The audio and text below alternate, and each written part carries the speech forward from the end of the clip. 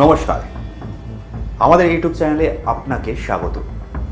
আজ কথা বলবো এমন এক ব্যক্তিকে নিয়ে যার নাম শুনলে গায়ে কাঁটা দেয়। তাহাউর রানা 17 বছর পর আমেরিকা থেকে ভারতে প্রত্যর্পণ। তাকে দেশে ফিরিয়েছে ভারত সরকার। একজন সামরিক চিকিৎসক থেকে কিভাবে 26/11 হামলার সঙ্গে যুক্ত হয়ে পড়লেন তিনি, তাকে ফেরাতে এত বছর কেন অপেক্ষা করতে হলো, এই সব প্রশ্নের উত্তর নিয়ে আজকের এই ভিডিওটি শেষ পর্যন্ত দেখুন। আর আমাদের চ্যানেলটি লাইক সাবস্ক্রাইব করতে ভুলবেন না।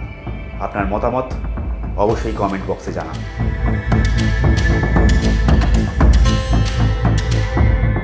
1961 সাল পাকিস্তানে জন্ম হয় এই তাহাউর রানার। পাকিস্তানের হাসান আবদাল ক্যাডেট কলেজে পড়াশুনো। সেখানেই তার সঙ্গে বন্ধুত্ব হয় ডেভিড কোলেম্যান হেডলির। এই দুজন 26/11 মুম্বাই হামলার অন্যতম চক্রান্তকারী হিসাবে প্রমাণিত হন। তারা কেন মুম্বাই হামলার জন্য এত উদ্গ্রীব ছিলেন, তাদের স্বার্থ কী ছিল? 17 বছর পর ভারতে রানাকে ফিরিয়ে এনে এবার ভারত সরকার কী করবে? রানা পাকিস্তানের সেনাবাহিনীতে মেডিকেল বিভাগে কাজ করতেন, অর্থাৎ সেনাদের স্বাস্থ্য সংক্রান্ত বিষয়ে কাজ করতেন। কিন্তু নিজেরই স্বাস্থ্য সংক্রান্ত সমস্যায় তিনি সেনাবাহিনী ছাড়েন। এরপর 2001 সালে কানাডায় পাড়ি দেন এই রানা। 2001 সালে নাগরিকত্ব পান কানাডার। পাকিস্তান থেকে কানাডার পার্মানেন্ট নাগরিক হয়ে যান তিনি। কিন্তু এই সব কিছুর পিছনে একটা অন্ধকার জগতের হাতছানি ছিল। 2008 সালে মুম্বাই হামলার সঙ্গে এই অন্ধকার জগতের সঙ্গে কিভাবে জড়িয়ে পড়লেন তাহাউর রানা, তার পিছনে কি অন্য কোনো গল্প রয়েছে? 2008 সালের 26শে নভেম্বর, এমন একটি দিন যা ভারত কখনো ভুলবে না। মুম্বাই হামলা, তাজ হোটেল, শিবাজি টার্মিনাস, চাওয়াত হাউস, একের পর এক হামলা, লস্করি তৈবার, প্রাণ হারান 166 জন মানুষ, হতাহত হন বহু মানুষ। এমন একটি হামলার মাস্টার মাইন্ড ছিলেন কিন্তু এই তাহাউর রানা, যাকে আমেরিকা থেকে ভারত দেশে ফিরিয়েছে। 10ই এপ্রিল দিল্লির পালাম বিমানবন্দরে তাহাউর রানা যখন এলেন, তখন গোটা রাজধানী জুড়ে কিন্তু নিরাপত্তার কড়া বলয় মোতায়েন করা হয়েছিল। আমেরিকার গোয়েন্দা দপ্তর, ভারতের এনআইএর হাতে তুলে দেওয়া হয় তাহাউর রানাকে। এরপর মধ্যরাতে শুনানি বসে, তাকে তিহার জেলে দেওয়া হয়।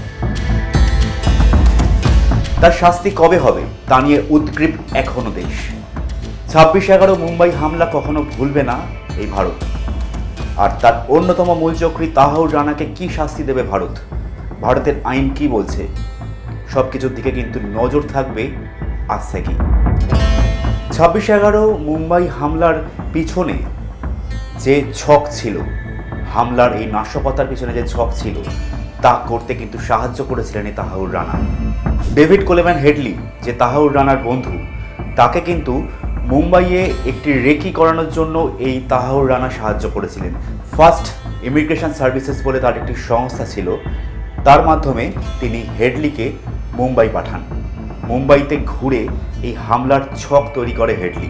শুধু তাই নয়, আরও কতগুলো ছবি প্রকাশ্যে এসেছিল, যেখানে দেখা যায় রানাও ব্যবসায়িক স্বার্থ দেখিয়ে, ব্যবসায়িক ভ্রমণ দেখিয়ে এই তাজ হোটেলেই হামলার কয়েকদিন আগে ঘুরে গিয়েছেন। তার ছবি, তার পাসপোর্টের ছবি, ভিসার ছবিও কিন্তু দেখা যায় গোয়েন্দাদের হাতে। সব কিছু মিলিয়ে রানার বিরুদ্ধে মারাত্মক অভিযোগ। তিনি মুম্বাই হামলার মাস্টার মাইন্ডের মধ্যে অন্যতম ছিলেন। লস্করি তৈবার আক্রমণের আগে যে ছক সাজানো হয়েছিল, তার মধ্যে কিন্তু ছিলেন এই রানা। তাই এই মুহূর্তে দাঁড়িয়ে তাহাউর রানাকে ফেরানো ভারতের কূটনীতিতে একটা বড় সাফল্য। আমেরিকা, ডোনাল্ড ট্রাম্পের সরকার আসার পর, নরেন্দ্র মোদী যখন আমেরিকায় গেলেন, তারপর কিন্তু এই নিয়ে একটি প্রস্তাব চূড়ান্ত হয়। 2023 সালেই আমেরিকার আদালত রায় দিয়েছিল যে রানাকে ভারতে ফেরানো হবে। 2025 সালে সেই দিন অবশেষে এসেছে। এবার ভারতের আইনের পালা। ভারতীয় আইন তাহাউর রানাকে কী শাস্তি দেয় তা কিন্তু নজরে থাকবে। 2009 সালে তাহাউর রানাকে গ্রেপ্তার করে আমেরিকা। ডেনমার্কের একটি পত্রিকায় হামলার পরিকল্পনা চালিয়েছিল তাহাউর রানা। পাশাপাশি লস্কর-ই তৈবাকে মদদ দেওয়ার অভিযোগেও তাকে গ্রেপ্তার করা হয়। আমেরিকার আদালতে এই লস্কর-ই তৈবার সমর্থন বা মুম্বাই হামলার এই মামলায় তাকে খালাস দেওয়া হলেও ডেনমার্কের পত্রিকায় হামলার ছকের জন্য তার 14 বছরের সাজা হয়। সেই সাজা কাটানোর পর ভারতের হাতে এবার রানাকে তুলে দিচ্ছে আমেরিকা। ভারত এই কয়েক বছরে কিন্তু রানাকে ফেরানোর জন্য সব ধরনের চেষ্টা চালিয়ে গেছে। এবার রানাকে ভারতে এনে নিজেদের মতো করে জেরা করতে চায় ভারত। লস্কর-ই তৈবার আগামী পরিকল্পনা কি? পাকিস্তানের গোয়েন্দা সংস্থা ISI তারা কি ভাবছে? রানাকে জেরা করে এই সব তথ্য বের করতে পারে গোয়েন্দা সংস্থা। তবে আপনার কি মনে হয়, রানা কি মূল ষড়যন্ত্রী, নাকি তাকে পরিকল্পিতভাবে ব্যবহার করা হয়েছে? অবশ্যই কমেন্ট বক্সে জানাবেন আপনাদের মতামত। আমেরিকা থেকে ভারতে প্রত্যর্পণ করার পর রানাকে তিহার জেলে উচ্চ স্তরের নিরাপত্তা বলয়ের মধ্যে রাখা হয়েছে। এবার তার আইনের পথে তার সাজা ঘোষণা করা হবে। সেই সময় 26/11 হামলায় যারা প্রাণ হারিয়েছেন এমন অনেক পরিবার রানার কিন্তু মৃত্যুদণ্ড চাইছে। ভারতের আইন কিন্তু বারবার বলছে যে ন্যায্য ও স্বচ্ছভাবে রানার বিচার হবে। তার কি সাজা হবে তা কিন্তু সময়ই বলবে। তবে 26/11 হামলায় যারা বলি হয়েছেন, যারা প্রাণ হারিয়েছেন, যেসব সাধারণ মানুষ নাগরিক প্রাণ হারিয়েছেন, যেসব পুলিশ কর্মীর পরিবার তাদের সদস্যকে হারিয়েছেন, তারা কিন্তু চাইছেন রানার মৃত্যুদণ্ড হোক।